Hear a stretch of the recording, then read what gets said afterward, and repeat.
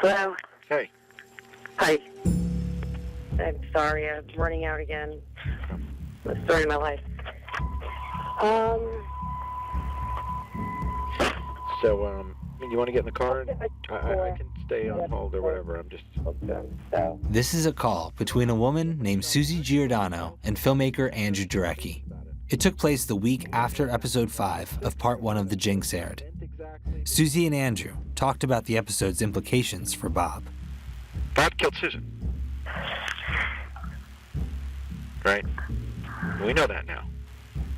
It doesn't get better in episode 6, Susie. Maybe I just live in denial, or I see what I want to see, or I don't know. Susie and Bob were longtime friends, and Susie always saw the best in Bob. She says that's because she's a loyal person. I would never walk away from you. If I'm really fond of you, I could never, no matter what you would ever do, could I just walk away from you. It's just not what's in me. I just don't know why. Even Andrew, if you came to me and said, oh my God, I killed 10 people, I would say, well, Andrew, thank God it wasn't 11.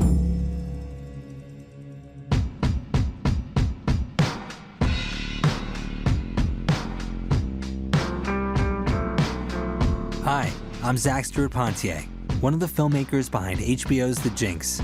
Welcome to the official Jinx podcast, a show where we take you behind the scenes of Andrew Jarecki's documentary series that became a real-life murder investigation. Today we're exploring the second episode of part 2, Chapter 8, Friendships Die Hard. This episode introduced us to several of Bob's friends as Deputy DA John Lewin attempted to get them to cooperate with his prosecution. And by the end, one flipped. Andrew and I got into the recording studio to talk about the hold Bob managed to keep over so many of his friends. A lot of these people were under Bob's spell or under Bob's control. And you and I have talked about this, I don't think it's all about money. Yeah. Money's important, but it's just one of the things that makes somebody feel loyalty. Yeah. But if you think of all the things that made these people fall under Bob's spell, it's not a surprise that it takes a long time for that to recede. One of Bob's best friends, who's introduced in Chapter 8, is Nick Chavin. He's actually someone Andrew has known about for years. There was talk during season 1 of Nick Chavin participating, right? I had said to Bob, I need to talk to some people who are your friends. And then he had sort of pushed Nick to talk to me, and then it wasn't happening, and I would call Nick. And, I would learn later that trying to get through to Nick is like trying to get an audience with the Pope. Even Bob had a hard time pinning down Nick Chavin, but he does get him on the phone during part 1 of The Jinx, in Chapter 5, when Bob goes into Starbucks and his phone rings. Hello. Oh, Nicky, how are you? At the time, Andrew got Nick on the phone too, but he wouldn't agree to an interview. Hello? Andrew? Hey. Hi, Nick, hi. Good. I really wanted to do this. Yeah. I care a lot about Bob, and I'm going to try and talk. All right, I got it. Can you call me in a week or two? Yeah, I would say better a week than 2. A week, good. Let's keep this thing hot. Listen, I really think I can do this. Yeah. In any event, he doesn't participate. A long time later, after The Jinx is out and Bob is arrested, I run into Nick Chavin. And I say, oh, it's a shame we didn't get together. And he's like, a shame? It was the worst thing that ever happened to me in my life. And I said, what do you mean? And he said, well, not being in the show. It was the biggest mistake I've ever made. Nick's chance would come in The Jinx Part 2. He and Andrew sat down for multiple interviews, and Nick shared a little bit about what drives him. Ever since I can remember, all I've ever wanted was to be famous. I formed a band and I became Chinga Chavin. And chinga is a Spanish phrase. Are you aware of that? No. Okay, the literal translation is fuck you. I came up with a hook. Sexy and ribald country and western songs. Come for Peter, come for Paul, come for Mary too. And if you come twice, Jesus Christ will bless you. Da, da, da, da. What were some of the other song titles? Okay, Talking Madam Morris, First Piece Ass Blues. Sit, sit, sit, sit on my face. Tit Stop Rock was a trustless trucking song in there. Bennies and Beer. And what was the mission? I mean, what were you trying to do with the music? Mission? Were you trying to send a message? Were you trying to... Yes. Let's eat, fuck, and play the violin, because tomorrow we'll all be nitrogen. I'd say that was the message. And no, the message was I want to get rich.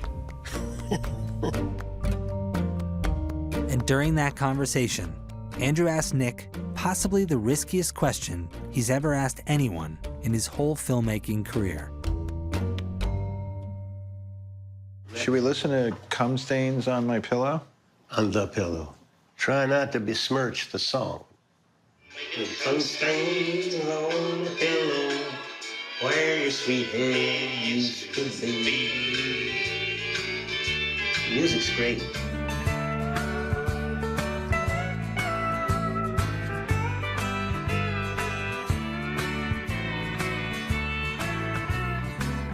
If you're Nick and you want to be famous and you're maybe not a particularly good guitar player, which maybe it's fair to say that based on our experience with Nick, you know, he liked to shock. Yeah, There's no that was question. the whole thing, yeah. Tell me about Nick's custom guitar. He decided that it would be cool for him to have a guitar that was not only in the shape of a toilet seat, but was essentially made of an actual toilet seat. He thought it was a great hook. Called it Potty. But, you know, the idea of being able to do something that's shocking and gets people to pay attention to you is something that clearly worked for Nick.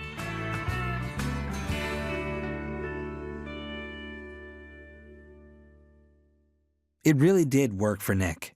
His act quickly got the attention of a certain kind of press. The second time I was ever on stage, Playboy wrote about it in Playboy After Dark.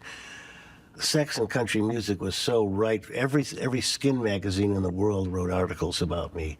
And then Nick met an up-and-coming journalist. At some point, Susan Berman came to a performance, and she wrote some reviews of my act. She liked it, and she was a powerful journalist then. So Susan and I became friends through promoting my career. Nick Chavin and Susan Berman became fast friends. I mean, she taught me how to live wealthily in Manhattan. I didn't have the faintest fucking idea. Once we went to a restaurant, the Lanes. I was in my stage clothes. I had cowboy boots and I had a Western shirt and rhinestone pants that matched it. People were stopping by and talking to us, and Susan said to me, "Chinga, they think you're really famous. They have no idea. You're not really famous." And she said, "Just play it up." She really was a hoot. Susan eventually introduced Nick to her friend, Bob Durst. "Chinga," she always talked like that. "I want to introduce you to a really good friend of mine. He's my best friend, Bob Durst." And she said something to the effect like, "Well, now you two naughty boys can have fun."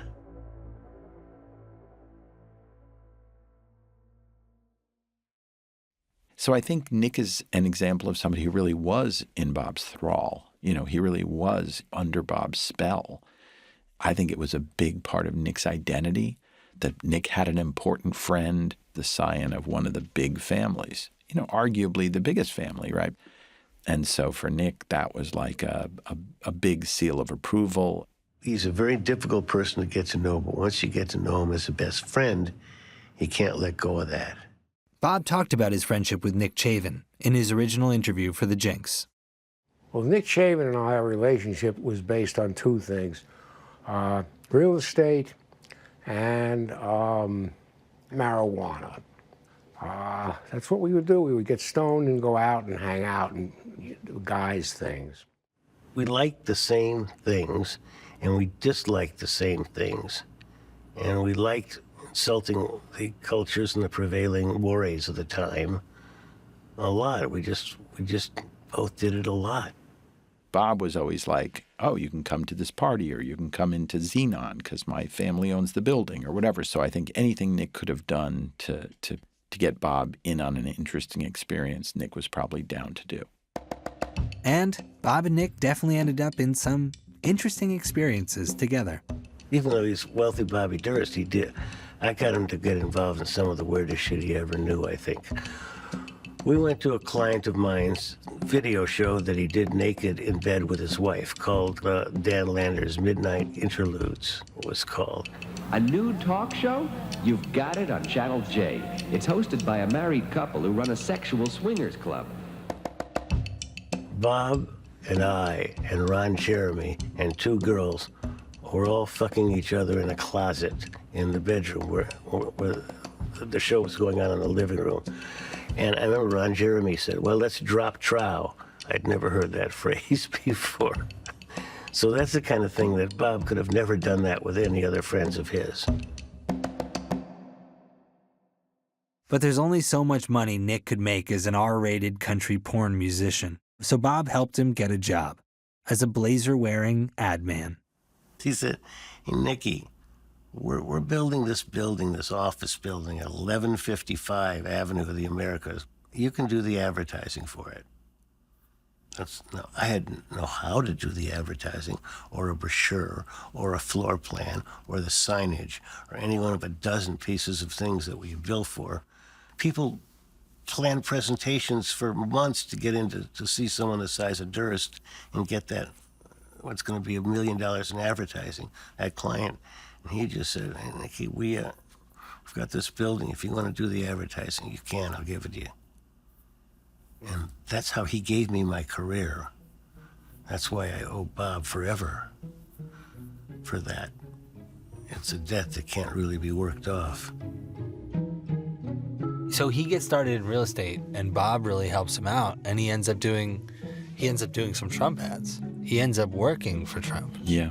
I think Nick always sort of prided himself on, well, Trump listened to me. You know, I imagine if you asked Trump about him now, he would say, who? There was a time before he was political where everyone hated Trump except me.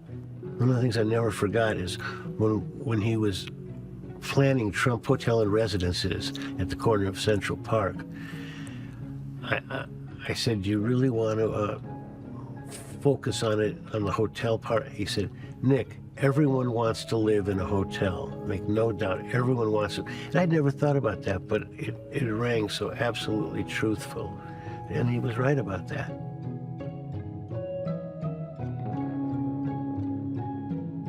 Nick's real estate advertising business started picking up steam.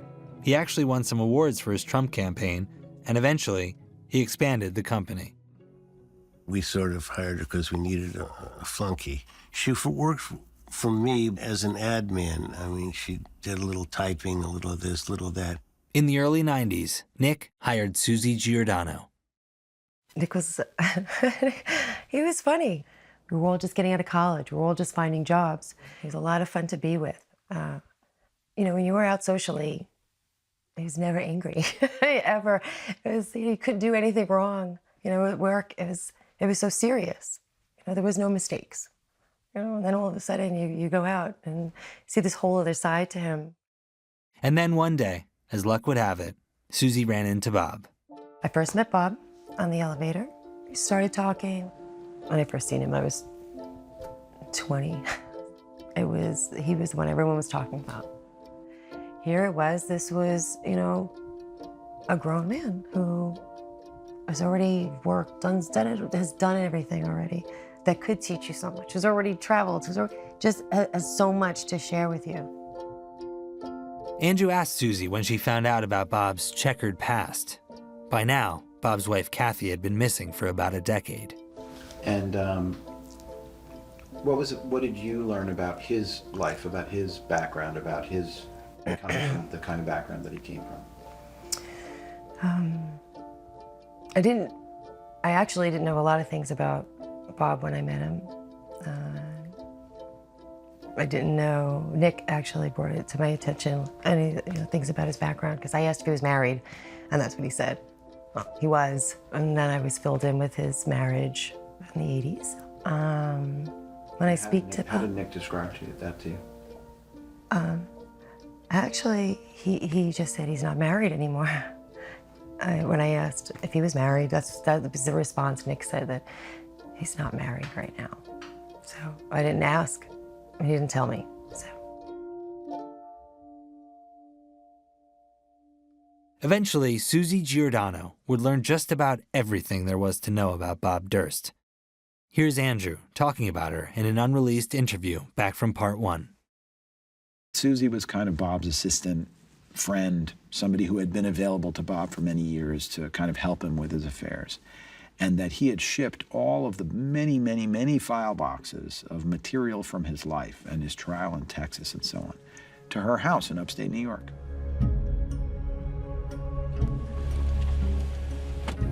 Exit left for I-87 north. Yeah. 300 feet, 200 feet.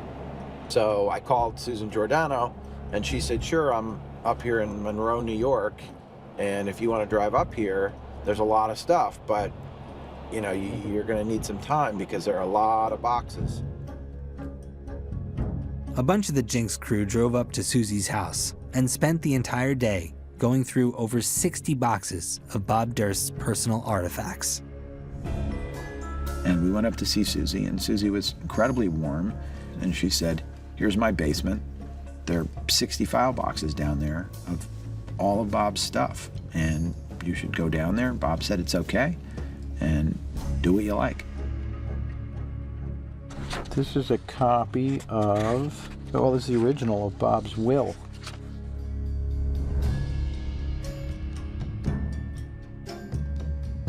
This was all happening with Bob's permission. We did it, boys. How many scans did you take?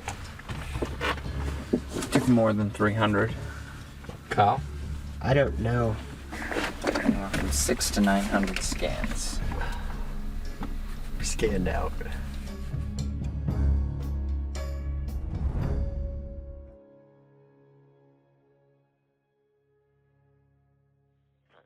Hey, how are you?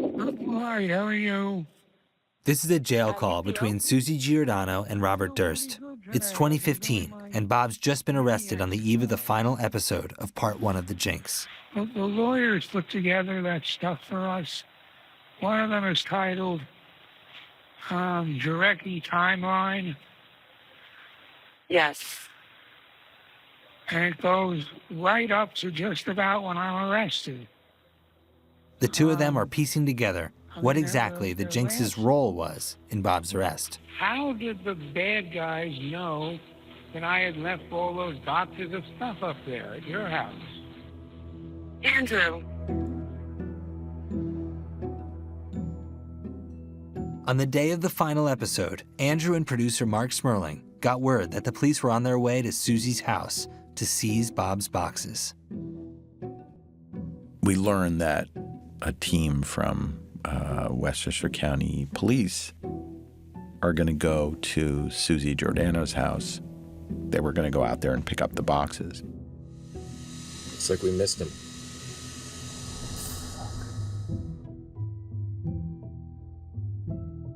We got there, I think, moments after the police had left, and the police had left with the boxes.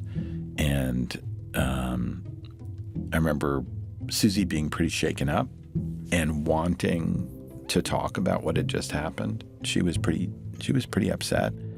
And I said to her, listen, on my laptop, I have the last episode of The Jinx. It's not going to play now for another couple of hours, but I want you to see it before it does. Kill them all, of course.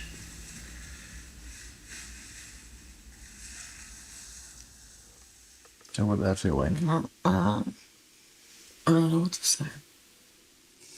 Well, I mean, he knows that I believed him 100%. You know. I get that. Yeah, that's why I wanted to show it to you. I'm surprised. I don't know. Yeah. I am. I know it sounds stupid, right? I don't think it's stupid. She got very emotional and was crying when she was watching it. And it just seemed like it was going to be very hard for her to watch that and not have a completely different perspective on a lot of her conversations with Bob. And I think them all, even Kathy, when he said them all, every conversation, like she's up in the conversation so much that you think that he absolutely adored her. I think she felt like she was at risk. You know, she felt like whatever she had been helping Bob with, that maybe she had not known or conveniently not known, or, you know, however she had gone through the process of being Bob's special helper, suddenly it was not looking like a great job. I don't think he's ever really put me in a bad position. I mean, but again, he has put me in a bad position. That's why I believed everything. And her husband, who is a lovely guy, had said to me at one point, "Is she okay?" I'm sorry, I don't mean to interrupt. No. Make sure she's all right. So he knew that this was a maelstrom. And he knew that she had gotten herself into a mess. And he had known, you know, for years that she had this kindly elder fellow who used to be asking her to do stuff all the time and provided some income for the family. And, you know, maybe it seemed relatively harmless. He's been quirky for so long now. Just plain quirky. And I think some of the things he's asked you for haven't been extraordinary. But we also know that, you know, they were flirting with a guy who had clearly, maybe, at that point, killed a bunch of people. There's like this 1% chance, you know, somebody didn't do it. So you always give somebody the benefit of the doubt. I think I should better judge a character.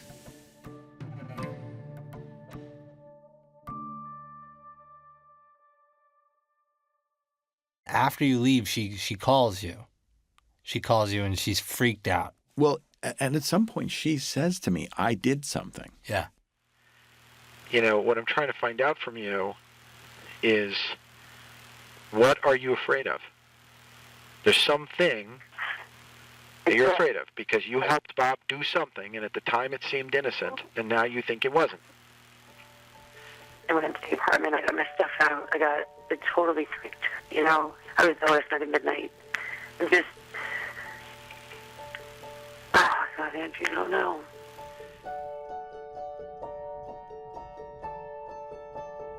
It's likely that the thing that may have seemed innocent to Susie at the time was mailing a package to Bob as he prepared to flee the country. The package was intercepted by the FBI.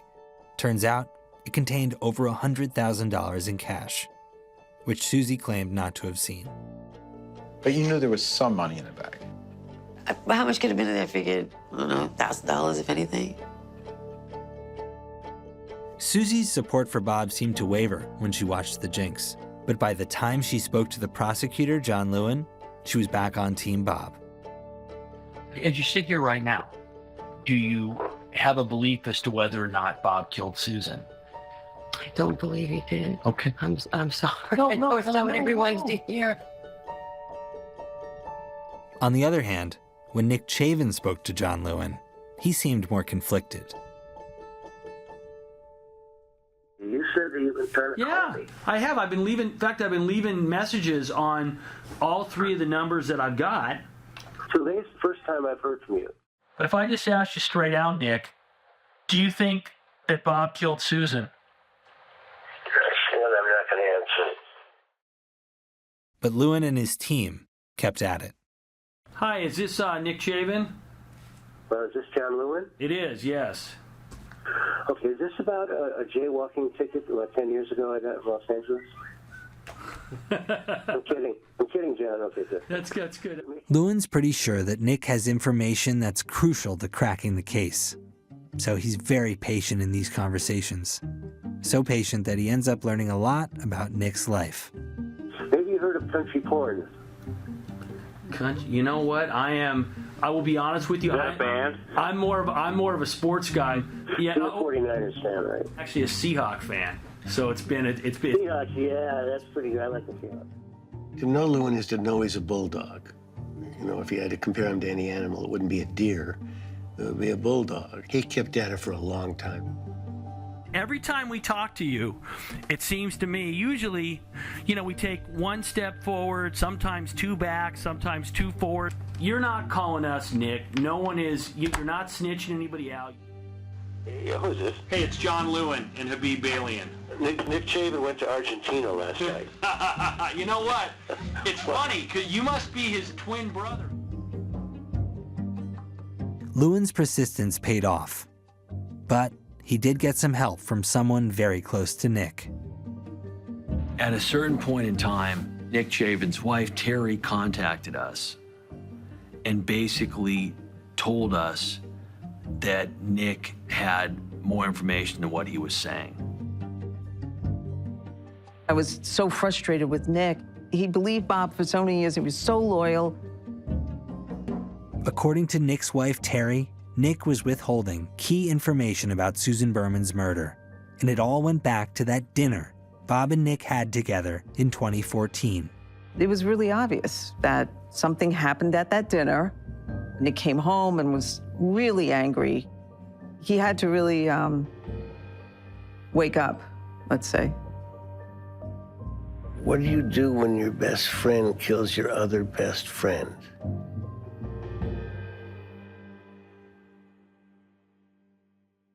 As Nick considered testifying against his old friend Bob, there was one story in particular that he kept thinking about. Years earlier, he had asked Susan Berman for a very important favor. We asked Susan Berman if she would accompany our daughter, a 6-year-old daughter. This made me forever grateful to Susan Berman. Susan flew across the country with Nick's young daughter. And she describes the plane trip out about every 10 or 15 minutes. Brandy would say, is Daddy going to be there? Yeah, are we going to see my daddy? Is Daddy gonna... I mean, she was anxiety-ridden because she'd never been separated like that. And Susan lovingly brought her. It makes me cry now. I'm just forever grateful. Ultimately, I felt like I was being disloyal to Susan's memory and what I owed her by not coming forth and telling him the truth. John? Nick! I wanted to tell you that after thinking about this a lot, I want to come forth and tell you the truth.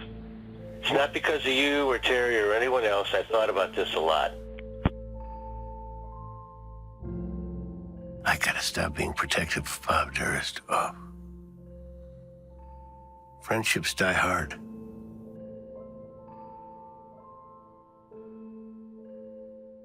Nick's friendship with Bob had been dormant for about a decade, from the early 2000s until Bob reached out to him with a dinner invitation that Nick accepted.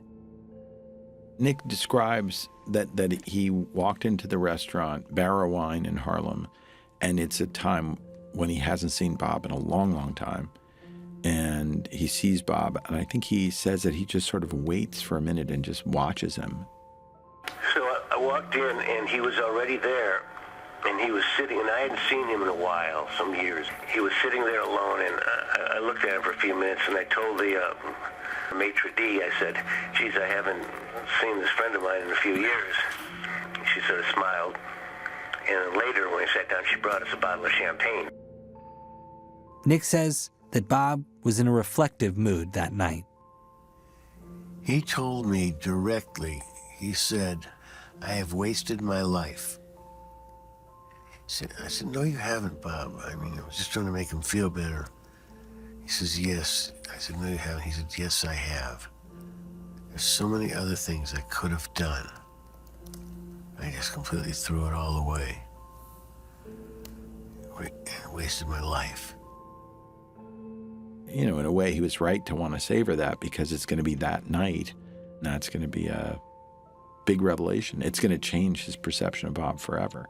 I think Nick knew this might be the end of something. Yeah.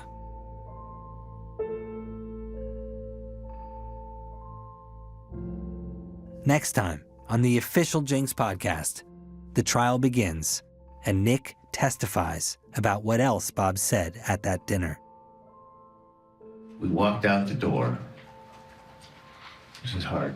We walked out the door, and on the sidewalk, I said, you wanted to talk about Susan. That's next time on the official Jinx podcast.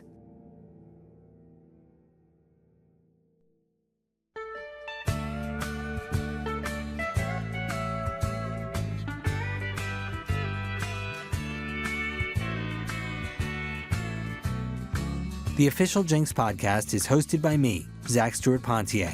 It's produced by ZSP Media and Hit the Ground Running Films with HBO.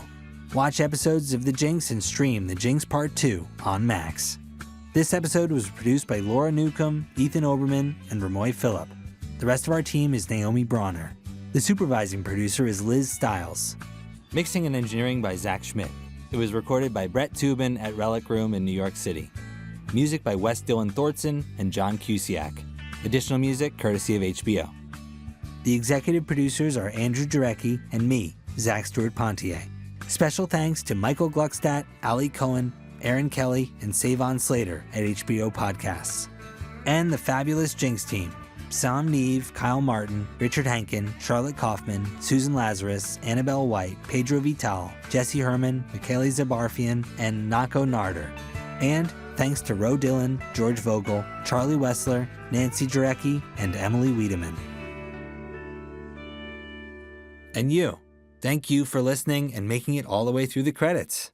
And as a little treat/punishment, here's more of Nick Chavin's music. Sit, Sit, Sit on My Face is my least favorite song on the record. All of our love leaves a wonderful taste. Won't you sit, sit, sit, sit on my face?